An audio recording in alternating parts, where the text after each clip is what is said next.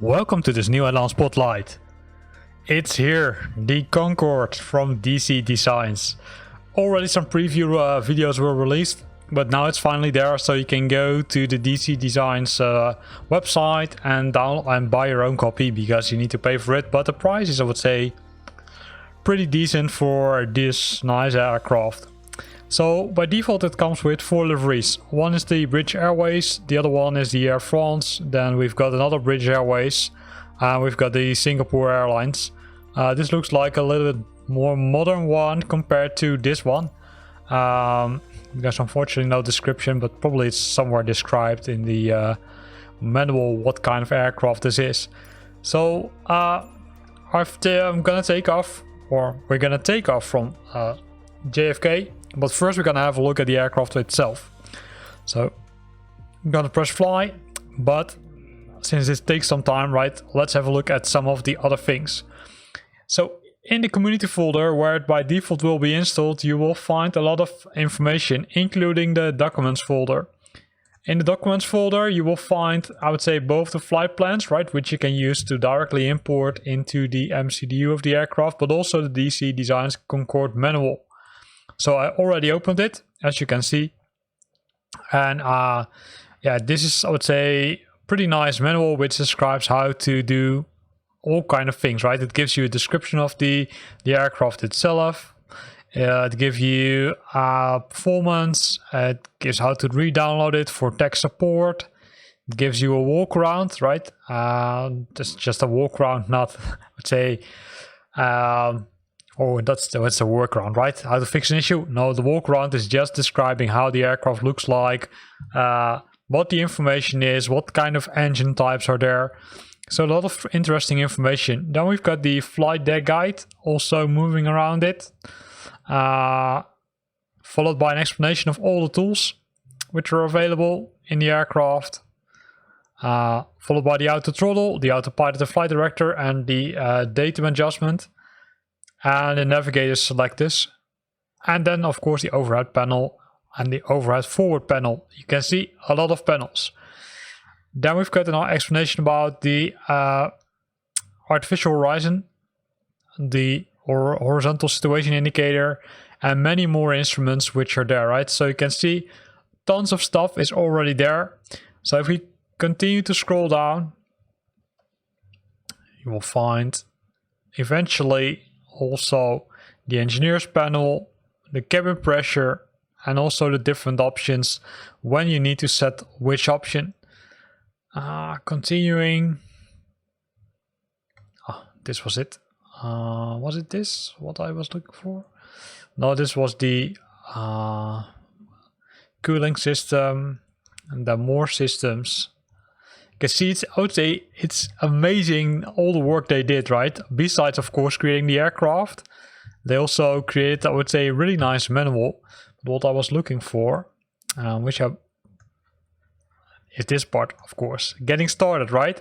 It just describes, okay, hey, the lights, how you start the engines, which buttons you need to switch on, then flying it, and then the realities of the supersonic aviation, the cruise climb, etc. It describes multiple things which you definitely want to read, I would say, either prior to flying or when, I would say, learning the aircraft, when you try to fly, including the flight management computer, right? So it's not called MCDU like the A320, but it's called flight management computer, where you can import the flights. But I will record a specific video about that.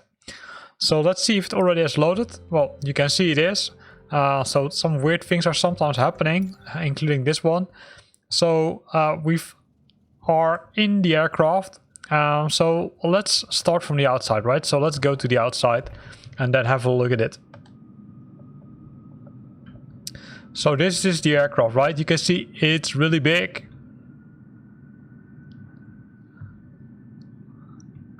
There's the iconic, it's iconic form, right? Which everybody probably recognize. Then we've got the windows, the doors, and you can see that it's really nicely modeled, right? You can see that here are some level of detail If you look at the windows, they're looking nicely, even if you're coming very close to it. Let me move the mouse cursor. Looks pretty nice. Then when we're moving a little bit down, we can see the, I would say, the steering wheel and all the details. Look at this, all these details, including cables with details, a lot of, I would say, structure here being applied. And then if we move to the back, we can see the same, right? We can see the same. You can still see that the parking brakes are applied. And here we've got the engines, right? So danger, so we need to take a little bit caution. And including the, I would say, bottom of the air wing, you can see details. So that's cool. So let's go a little bit higher now. Because the cool thing is that you can also go inside the aircraft. And inside the aircraft, they also paid attention to that, right? Currently you see it's empty, right? So not a lot of passengers in. And you can see that this, I'd say, it looks like to be, I'm not sure if it's a bug or something, but it looks a little bit weird that you can sometimes do see that white thing in front of us. So here are the, I'd say, toilets. Champagne is already here for us. And then you can go inside the cockpit, and that's over here. So the cockpit has 3 spaces, right? So if we go a little bit lower. So here's one of the panels, and you can see, oh, too fast. That contains multiple buttons, right? Some of them are, I would say, clickable, or most of them, I should say. Some of them are not, like the ones on the bottom, but the ones which are clickable are, of course, the ones which you really need to use. So including for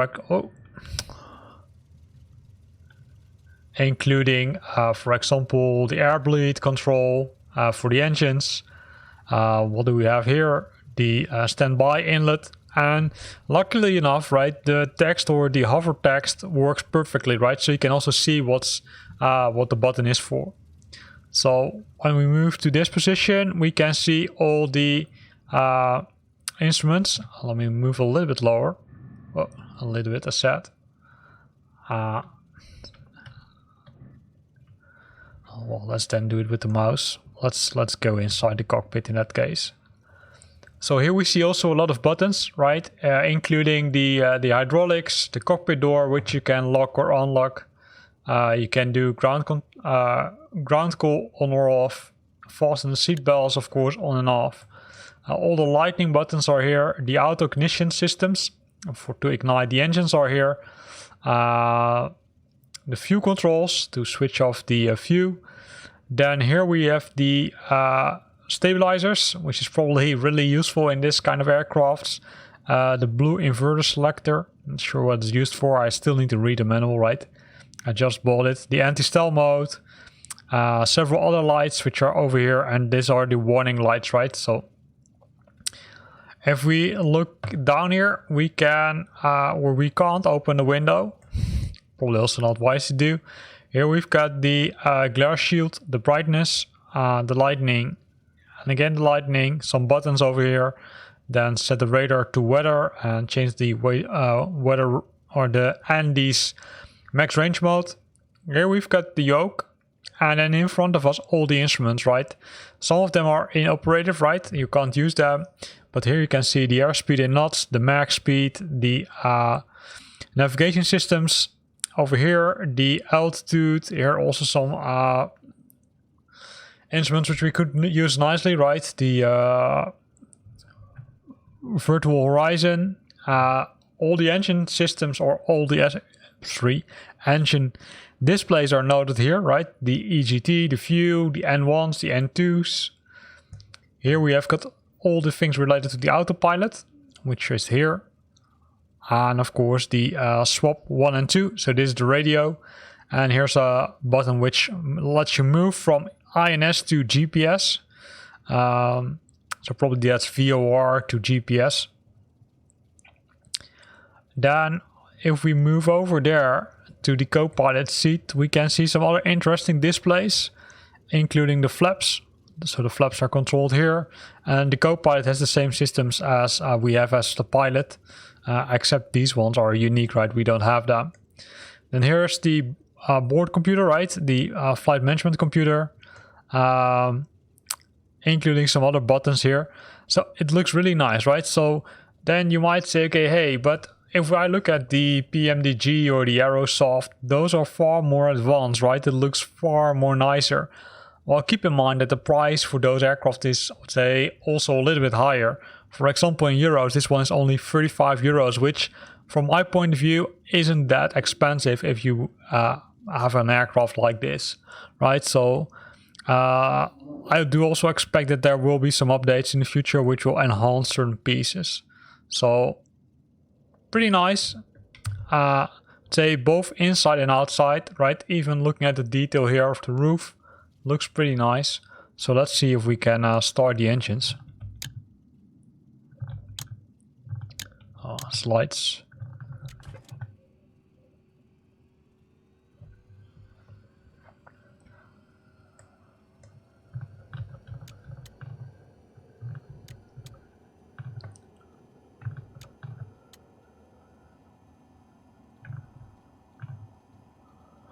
In the meantime, we're gonna look if we also have the manual here. Well, good news, we also have the manual here, right? So that's cool. We can even, I would say, use the manual from inside the aircraft to start the engines. Why we should have done that, right? I'm now trying to resolve it by pressing the Ctrl E key.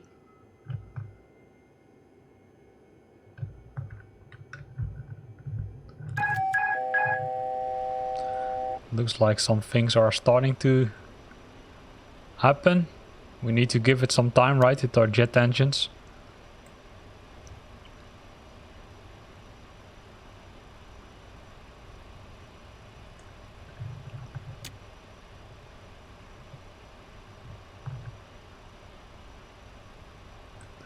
I see lights are burning on the top.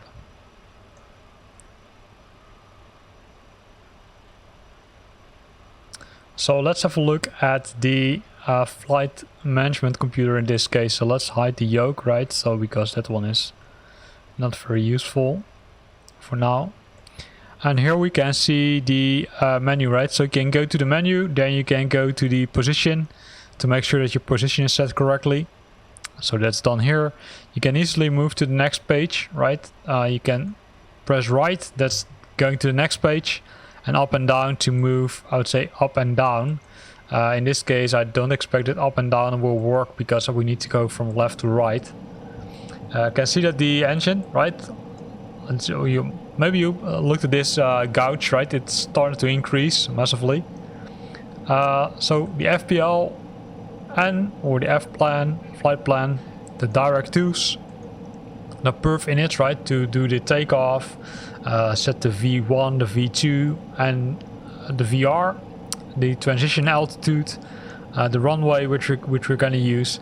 But those will be discussed in a later video which I'm going to record. I'm not going to record it right now because this is simply first view out of the box. How does it look like, right? How does the aircraft look like? So there's one engine is started now.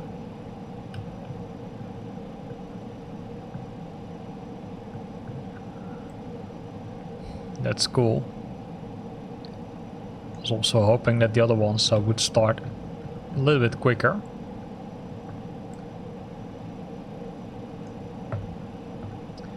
Lights are also out here. So we should expect some information there. You can hear the clicking going on, so probably requires a lot of buttons to be switched on. So let's go to the outside, right? Let's listen to how the engine sounds.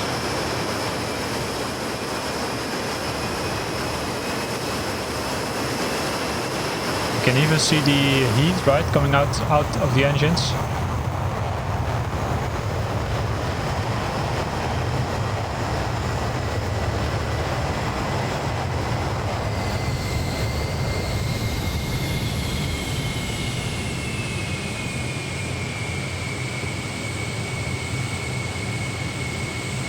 Pretty cool. So let's go inside again to see if we already got some more information here. So the EGs are already burning, right? That's the temperature. So let's see if we can get the other engines boosted. because we need all 4 of them unfortunately to take off. So it does take a lot of time, right, to start the engines, so be aware of that.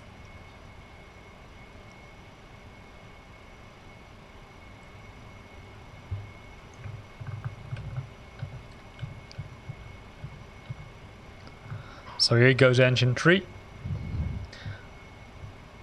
And you can easily get I would say, cup of coffee if you if you really want to wait, right? So this probably it's better to follow the manual, right, which I just showed you, the checklist. The official checklist contains all the steps. You need to follow 19 steps prior to starting the engines, and then you've got the engines themselves. So the starting order is engine 3, 2, 1, 4. Well, the control E key does simply do 1, 2, 3, 4, but looks like that you need to do it a different order. And then once that's done, right, you can go to the taxi, etc. So a lot of useful information, both I would say in the separate manual, but also in the manual itself. So let's have a look. EGT is also burning, right? So you can see that there's, say, some the N1s is good, the N2s are around 60, but then we need to wait for the third one to come up.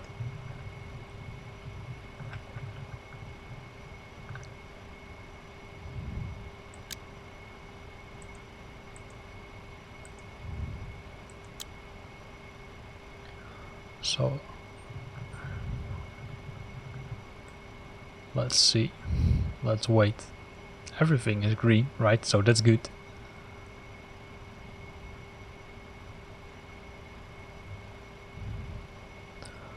So how long will it take?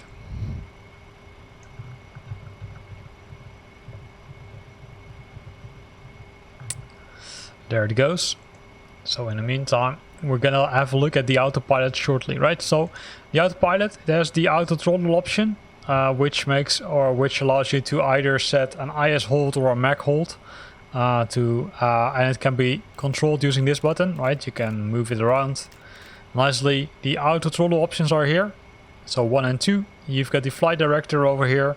You've got the heading option, which you can use, right, to fly a certain heading.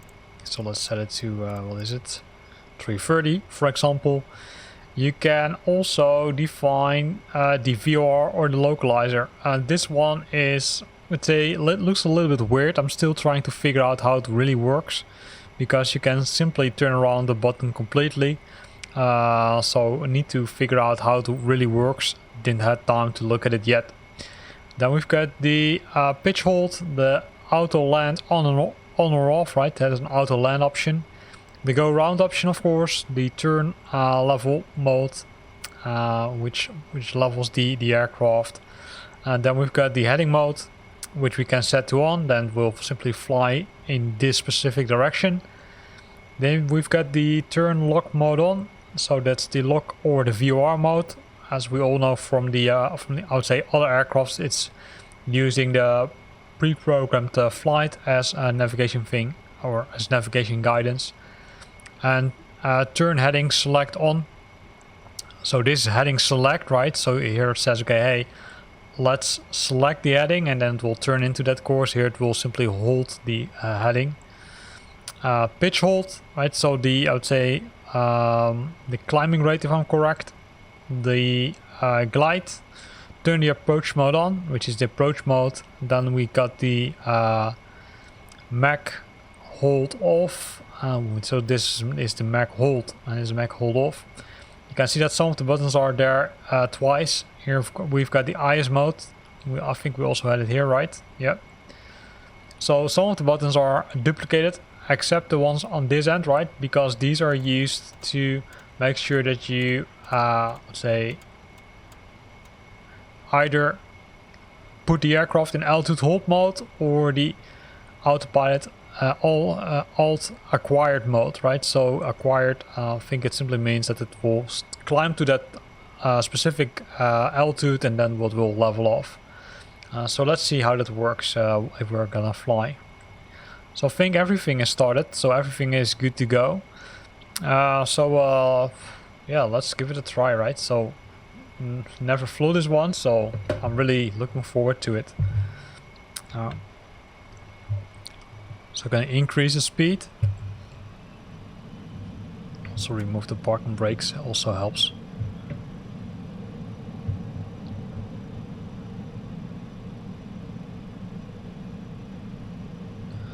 And then let's go outside, right? To hear the engine power.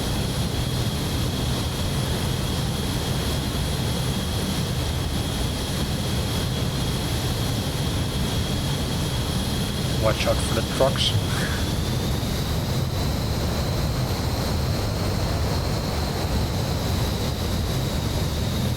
Don't do this at home.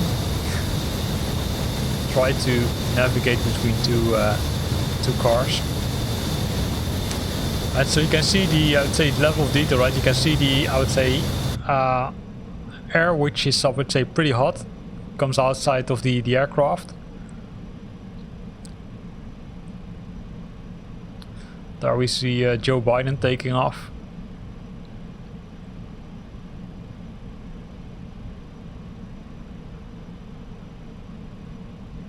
And Joe Biden already coming back.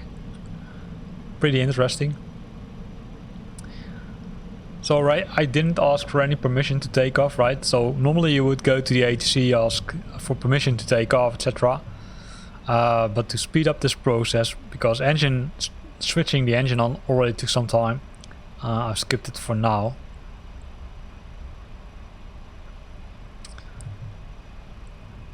And here we're driving, right? We're taxiing with our Concorde, right? You can see Autopilot also sitting next to us.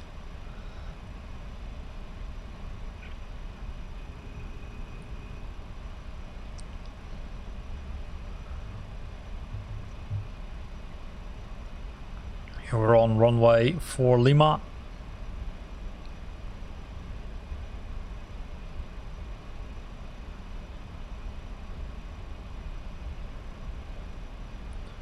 I think someone else also trying to test out the Concorde.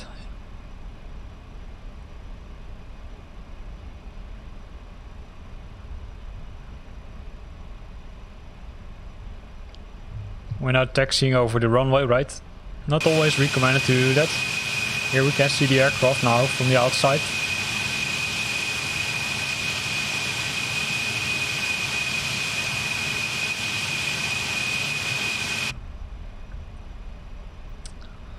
And there's another Concorde, right? So it's over there. Pretty cool. So let's taxi to the end of the runway. And then let's try to take off. And increase the power a bit.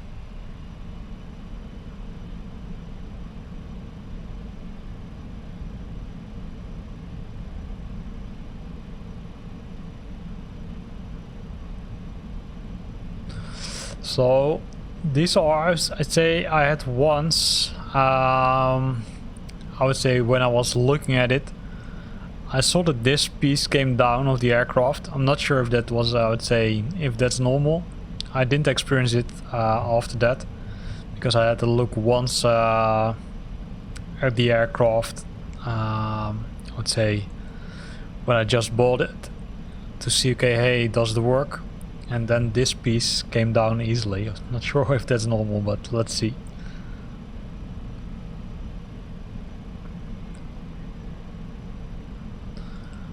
Then someone decides to switch on, so we can turn on the flight director, right? Out of the throttle we can switch them on.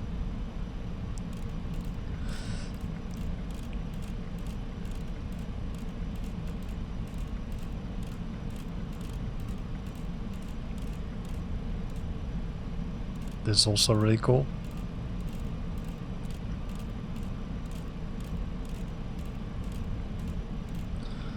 Gonna decrease the power.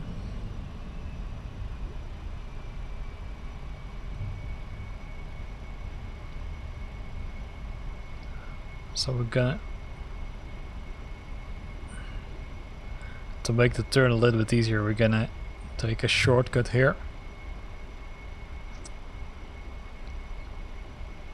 And then, because else we need to make a turn which is far too steep, right? And that's not what we want.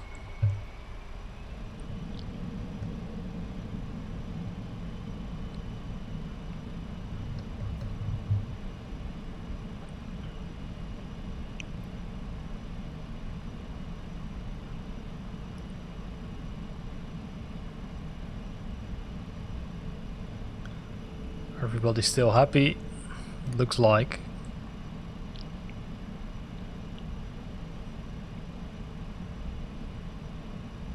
This is what I meant, right? So for some reason this piece turned down.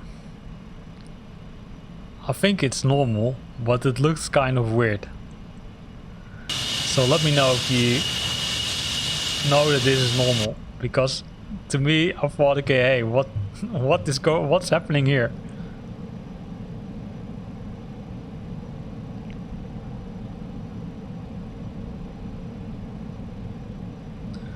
So we're almost at the end of the runway.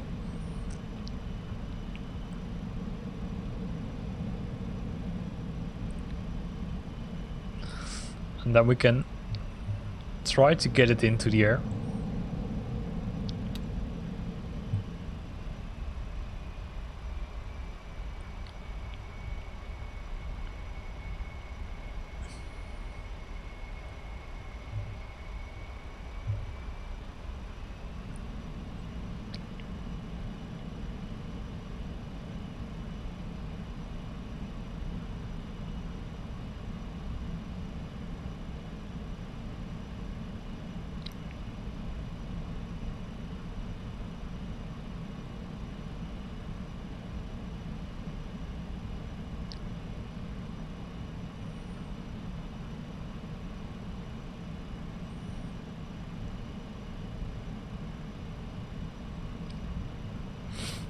So put on the parking brakes, right, and then I will show you what happened, right? So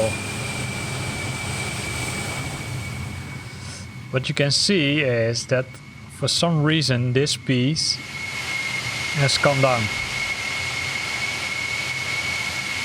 I'm not sure if it's normal, maybe it is, but to me it looked a little bit weird. It just looks like that the window has, let's say, loose connection from I would say the rest of the aircraft. So let's see what the autopilot decides to do.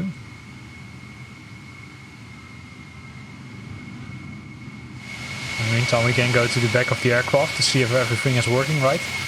Let's do that.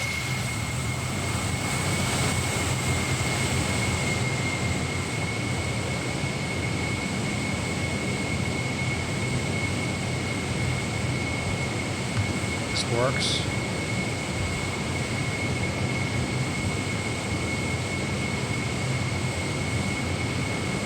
It looks like it's a little bit busy at the airport, as you can see. Let's look from the air. Whew. Okay, the one in front of us takes off.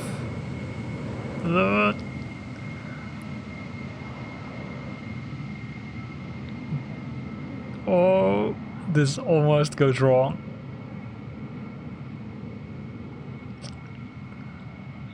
Luckily it went okay. So let's put the pressure on it, right?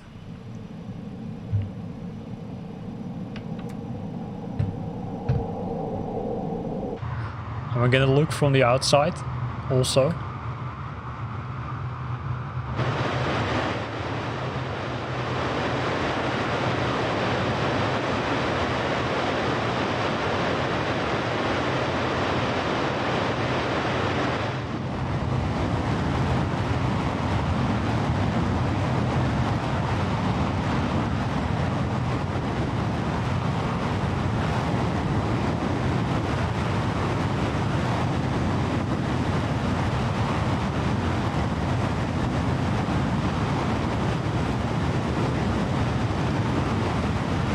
Stick, gears up.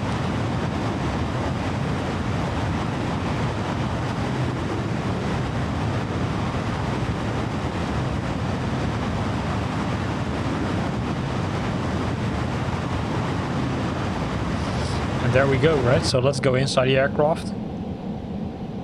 I can see all the meters are working, right? So we're climbing easily with, I would say, very constant speed. Probably need to drop the nose a bit.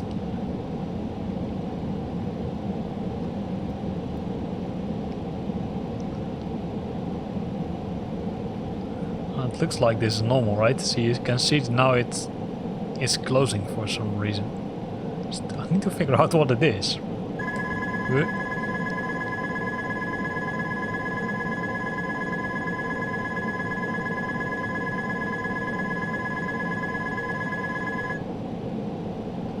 Some alarm bells ringing. So let's see if we can switch on the autopilots.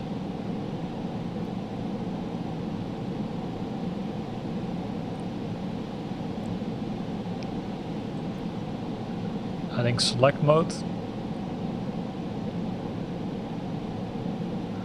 You can see that automatically it's at the alt acquired mode and the pitch hold mode. The pitch hold mode simply means that it will continue to climb in a certain, I would say, with a certain angle, right? So if we would now look from the outside, we can see that the aircraft climbs like crazy.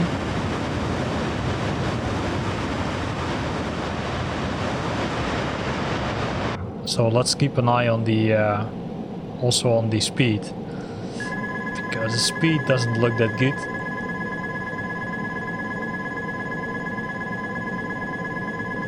But that's also probably because we turned the speed too low.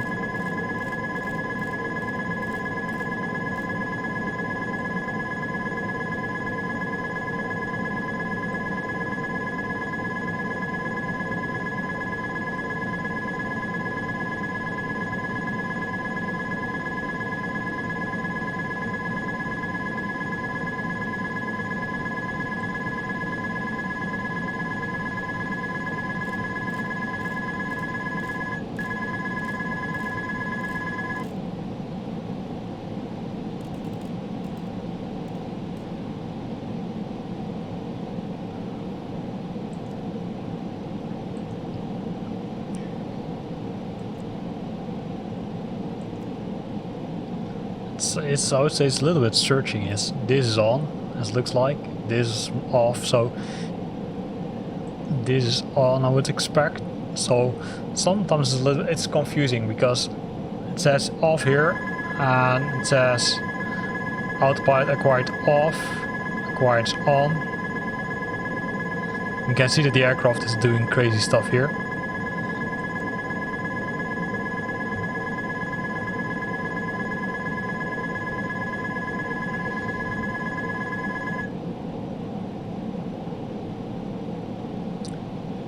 So definitely requires some more investigation which buttons you really need to use, because you can see that currently it's decreasing like crazy. So based on it, it looks like that you need to switch this button to light. I would say illuminated means it's, I would say, on, and if it's not illuminated it is off, which means that in this case if we set it to this option, yeah, it will reduce speed, right? So we want to increase speed. Let me turn the wheel. Yeah, this looks like to work, right? So that's good.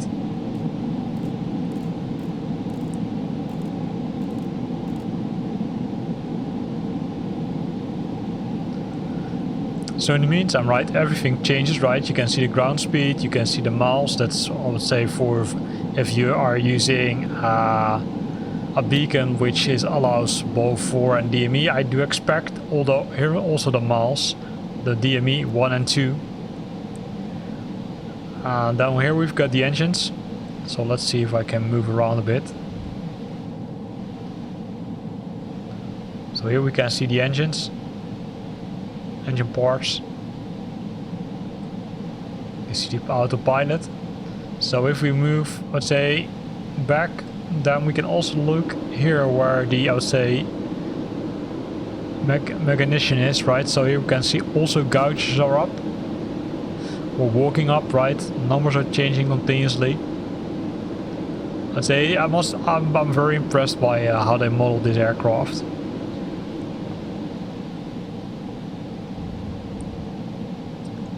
We're at 350 now, right? So let's see if we can push it even further. 400.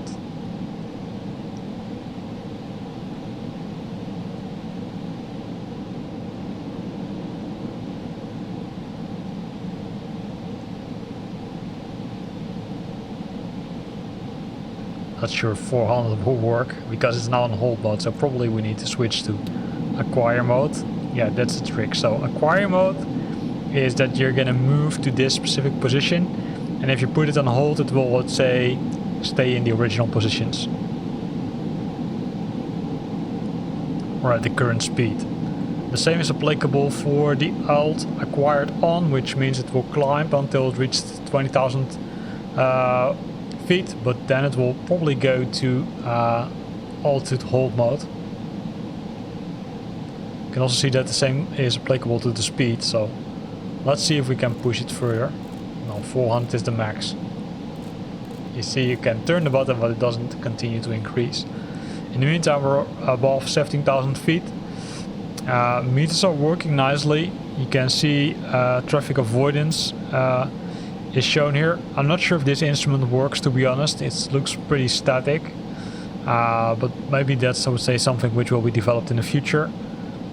We've got the flight elapsed time, which we can start. We have got the beacons here. It looks like that the beacon is configured because it changes, and now also the DME is set to 000.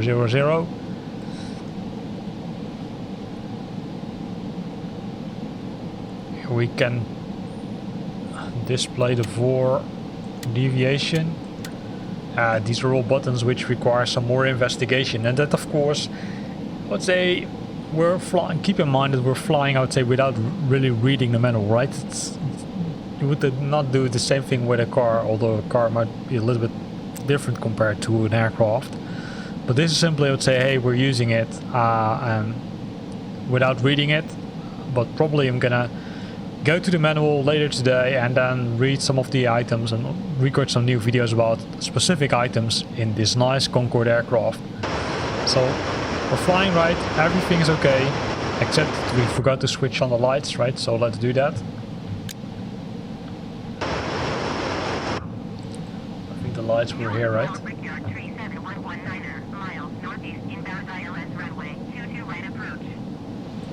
Green inverter.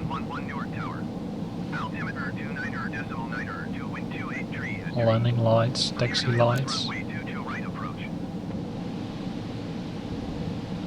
And multiple lights, as I was looking for some other lights. But hey, as mentioned, let's not go... Oh, well, I was just saying let's not go into those details, but here we have them, right? So clear to land runway 22 right, Brickyard 3711.